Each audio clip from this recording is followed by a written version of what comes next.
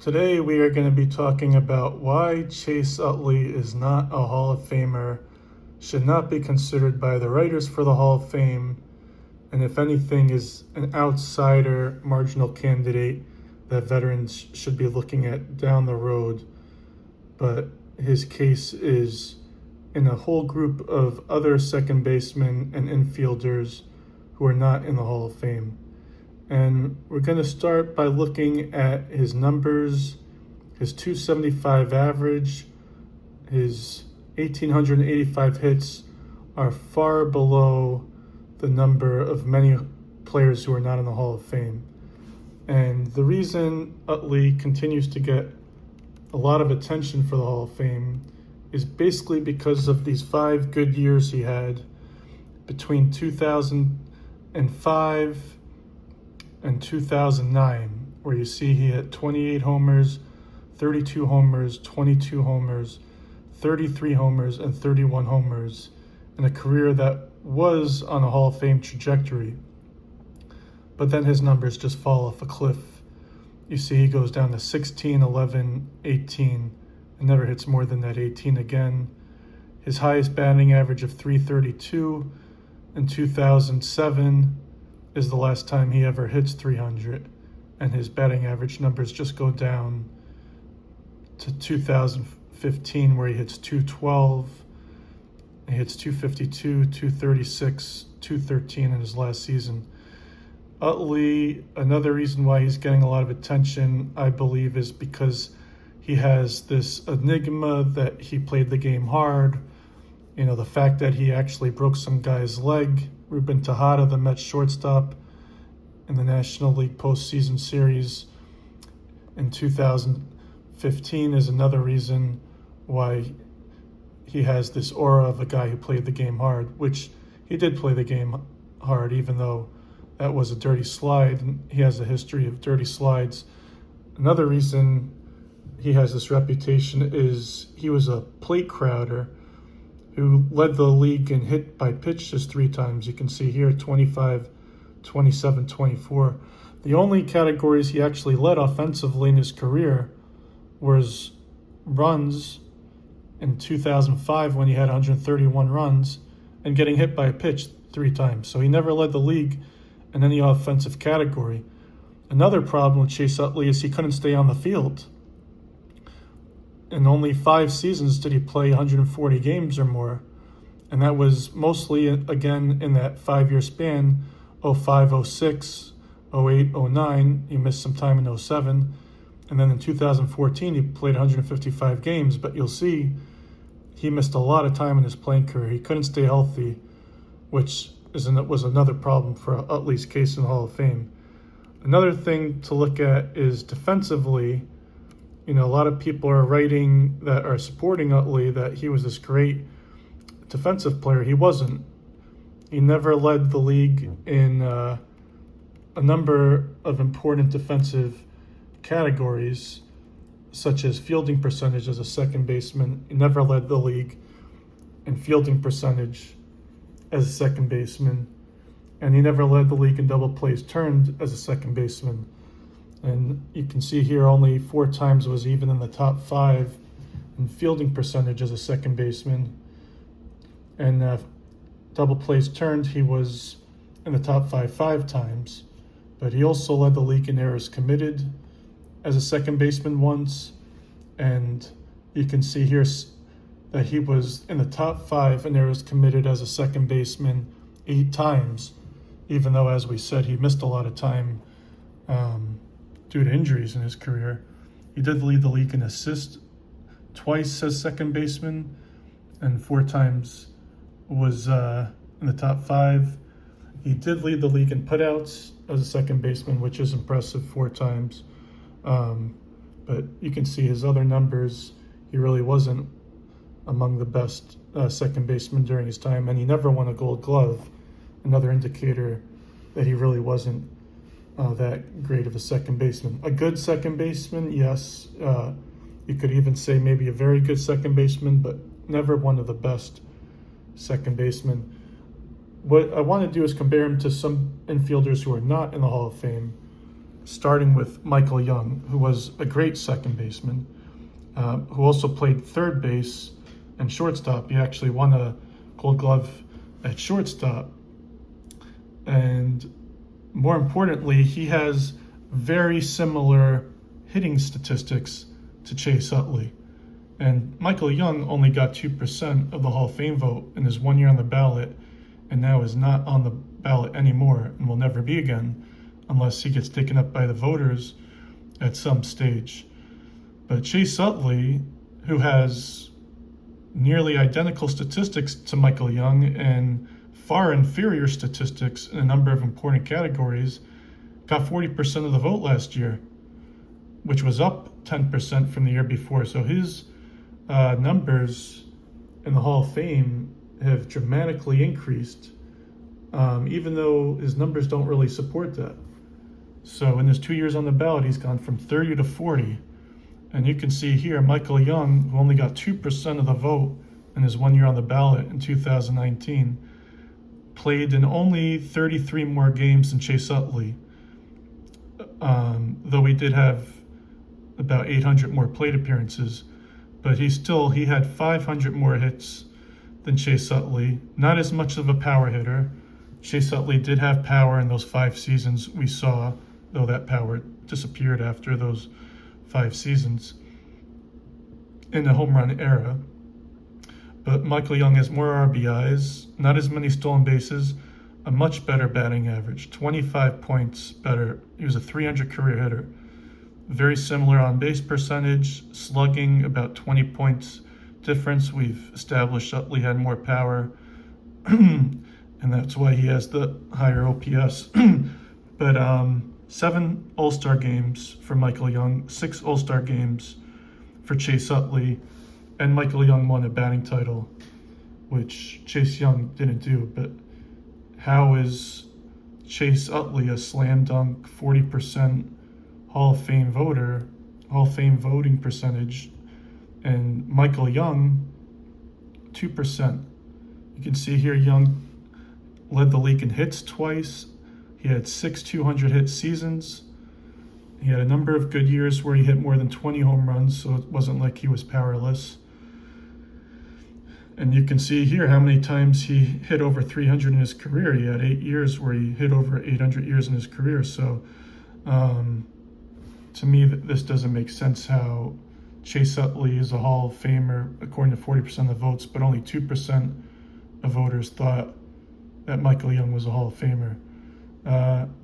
Another second baseman I want to point out is Placido Polanco, who played third base as well, but second base was the position Placido Polanco played the most. Now, you'll see here that Utley had a higher offensive output than Polanco in most of these categories. He had more home runs, more RBIs, more stolen bases, a little bit of a higher on-base percentage, higher slugging, but Polanco was the far superior hitter. He had 297 for his career, which is a huge difference. And the on-base percentage is not that much of a difference, about 15 points. But Polanco won the Gold Glove 3 times. And while he was only an All-Star 2 times, his fielding numbers were outrageous. He has the highest career fielding percentage as a second baseman, as well as the highest career fielding percentage as a third baseman. And the numbers speak for themselves. 3 years he led the league in fielding percentage as a second baseman. 3 years he led the league in fielding percentage as a third baseman. Led the league in assists from third base. You can see he also led the league in putouts once as a second baseman. When it came time for the Hall of Fame to vote on Placido Polanco, 0.5%. So, Placido Polanco had 300 more hits than Chase Utley, even though they played in almost an identical number of games, an identical number of plate appearances. Another guy to look at was second baseman Brandon Phillips. Brandon Phillips played almost in the same exact years as Chase Utley. Almost the same exact number of games. Okay? Brandon Phillips had more hits than Chase Utley. The same exact batting average, 275. Phillips ran the bases better, had more stolen bases. Utley had about 75 more RBIs. He had about 45 more home runs. Okay. Utley had a little bit better on base percentage, about 30 points higher. So he got more walks. But Utley also struck out a lot. People look at his on base percentage and think, here's a guy who did walk more than some other guys that we're comparing him to. But he struck out a lot. He had 1,193 strikeouts, which was 100 more strikeouts than Brandon Phillips. So, Brandon Phillips also was the better fielder than Chase Utley. 4 Gold Gloves for Brandon Phillips.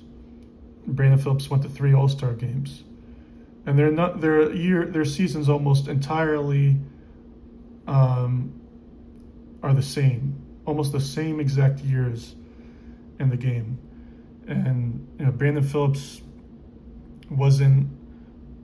Denver led the league in any offensive categories you can see here, but he did have a year where he hit 30 home runs, 2 years where he hit over 20.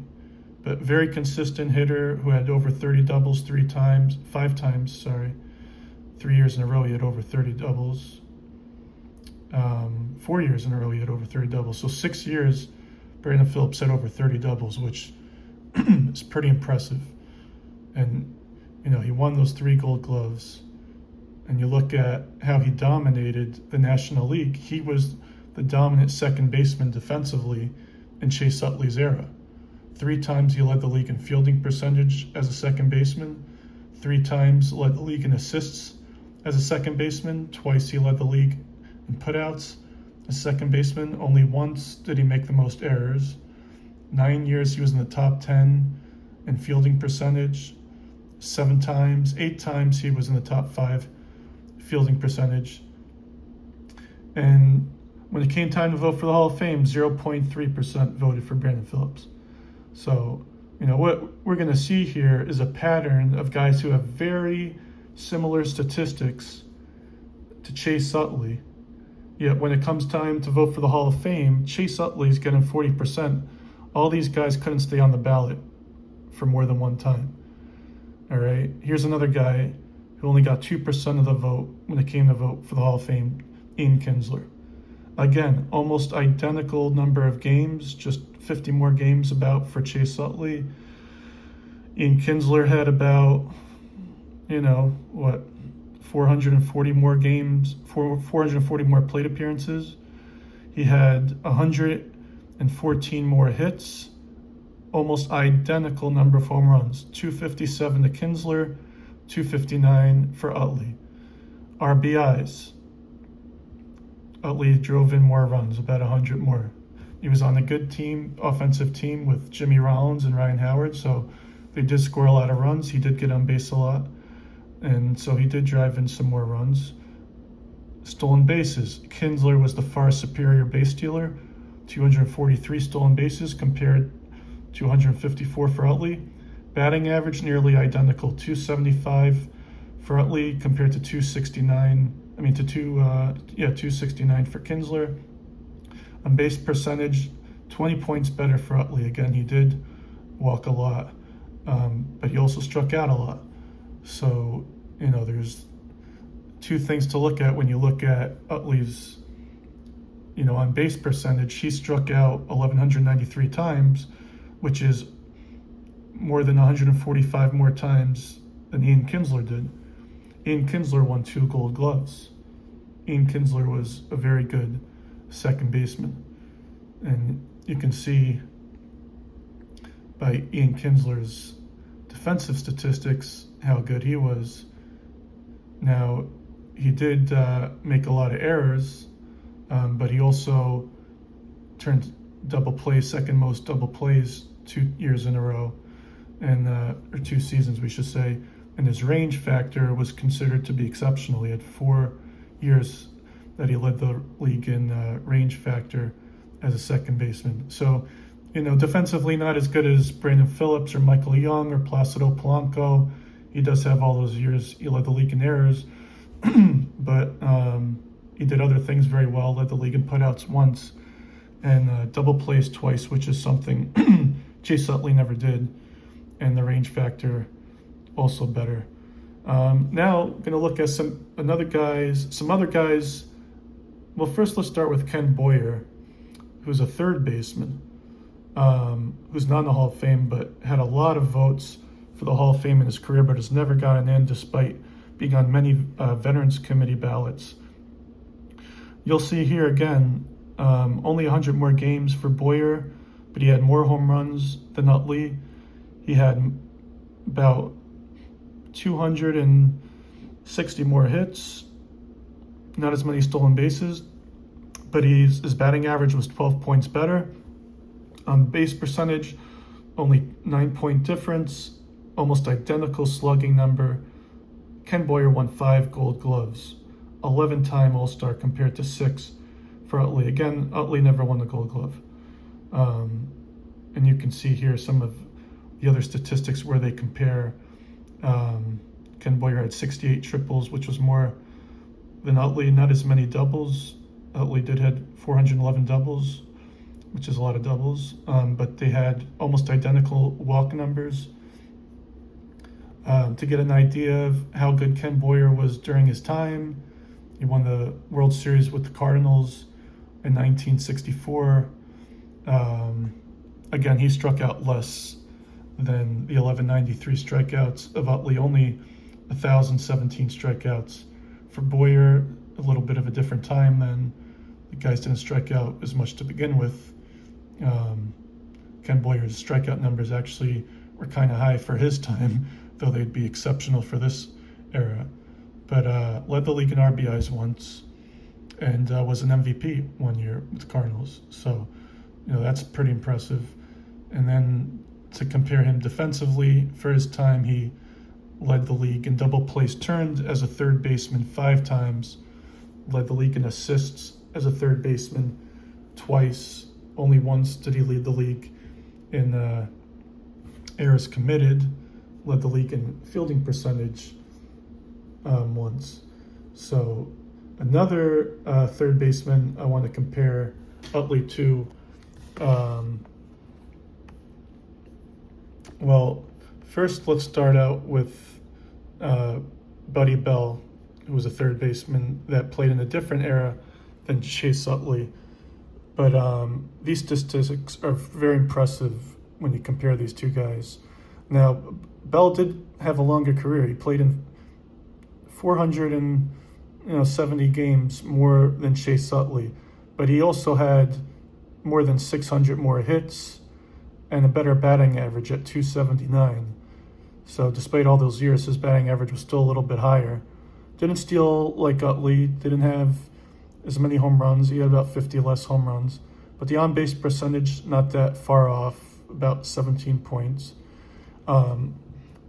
Again, most of these guys we're looking at, they didn't strike out like Chase Utley, only 776 strikeouts for Buddy Bell. So, you're going to keep seeing that he had the higher on-base percentage with the walks, but even Buddy Bell walked more than Chase Utley, though he did play longer and had a little bit fewer, about 14 more doubles.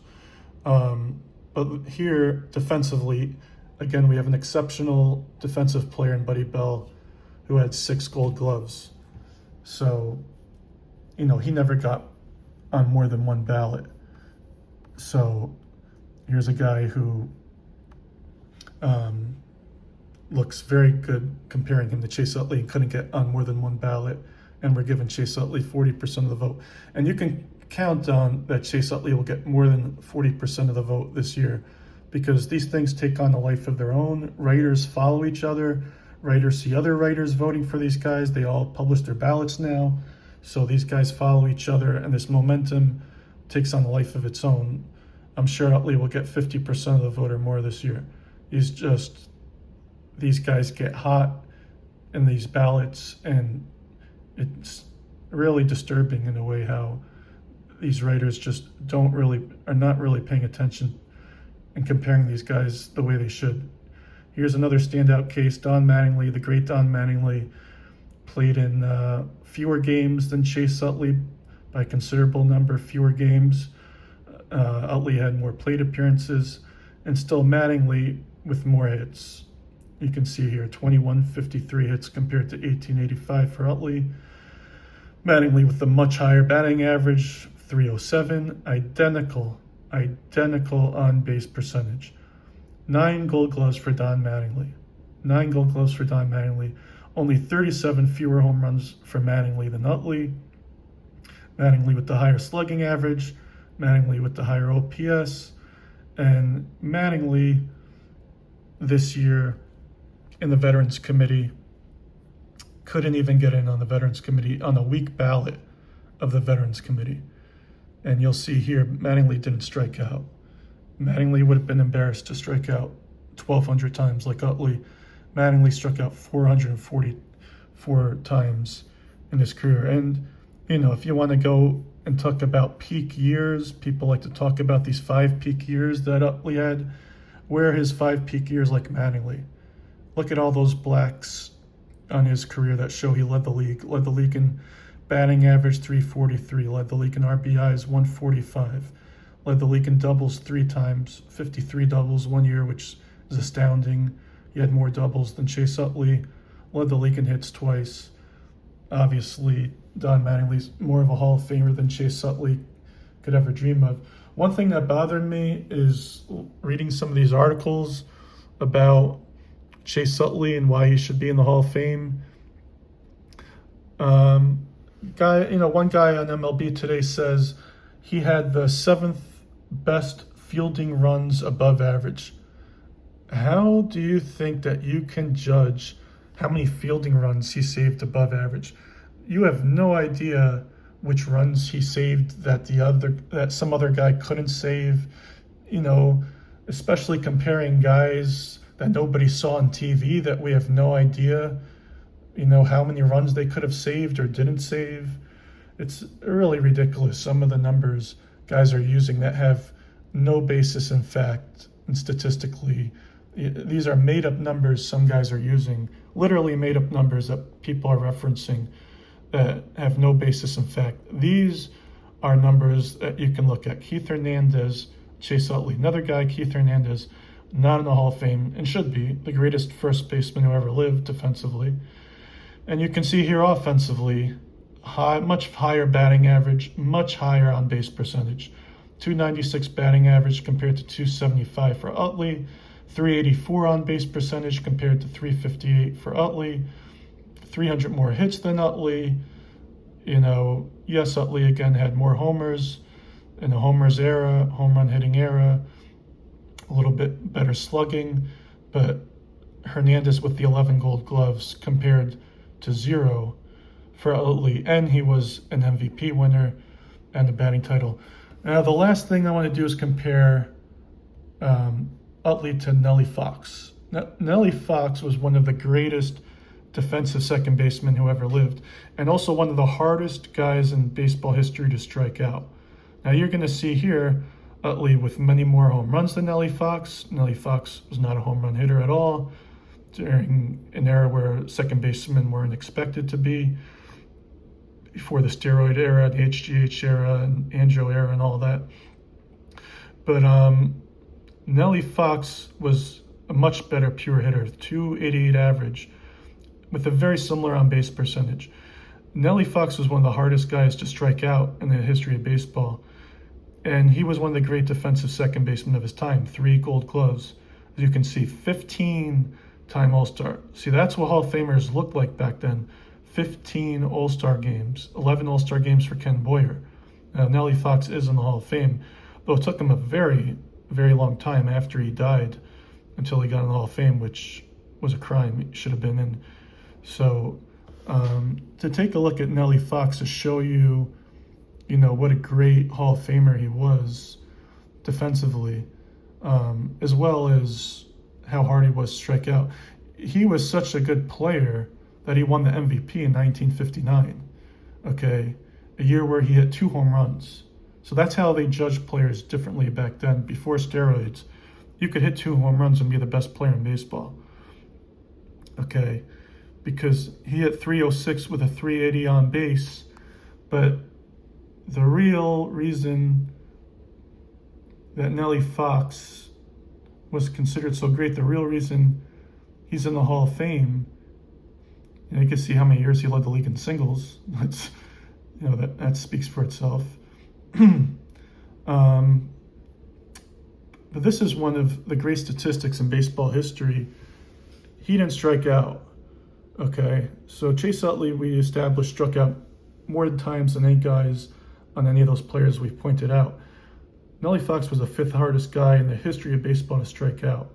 That's how many times he led the league in striking out. All right, Nellie Fox, in a bad year for him, his worst year, he struck out 18 times. Chase Utley's worst year, he struck out 132 times. So that's offense speaking. Now, defensively speaking, he had few peers. Okay, this is how many times he led the league in putouts. So Utley led the league in putouts 4 times. Nellie Fox led the league in putouts 1, 2, 3, 4, 5, 6, 7, 8, 10 years in a row. Led the league in assists 6 years as a second baseman. Only 1 time did he lead the league in errors. 5 times he led the league in double plays turned, something Utley never did. Fielding percentage 6 times, something Utley never did. Range factor 6 times. Okay, this guy, this is what a real Hall of Famer looks like. Okay, so if you're going to get in the Hall of Fame, this is what you should look like defensively. Something like, this is top of the mark defensively, but you should look something like this, or something like Placido Polanco, who's not in the Hall of Fame, but has the highest fielding percentage by a second baseman or third baseman. So explain that one. Explain what exactly are we putting Chase Utley in the Hall of Fame for? And that's the question we need to ask. Because aside from 5 good years, we're not looking at a guy who really was one of the best players of his time. He was great at getting hit by a pitch. He did lead the league in putouts 4 times, as we said, but none of these other defensive categories was he ever really considered exceptional. Twice, he did lead the league in assists. He did have the best range factor. It says here 3 times, though. That's also a very subjective statistic, range factor. We really can't statistically say anybody had the best range factor and prove it. But offensively, no black numbers. You see other guys with a lot of black numbers, that means they led the league.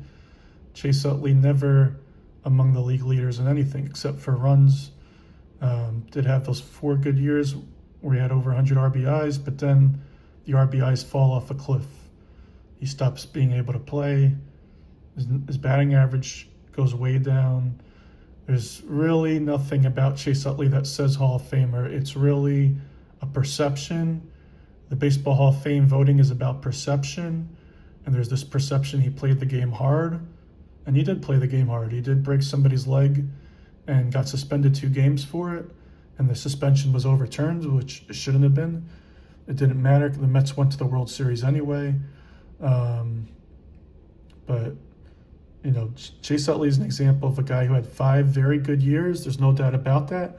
For those 5 years, he was an exceptional second baseman, among the best second basemen in the game, but he was not ever one of the greatest second basemen either in history or in his time. He was never considered the best second baseman, as evidenced by no Gold Gloves in the National League.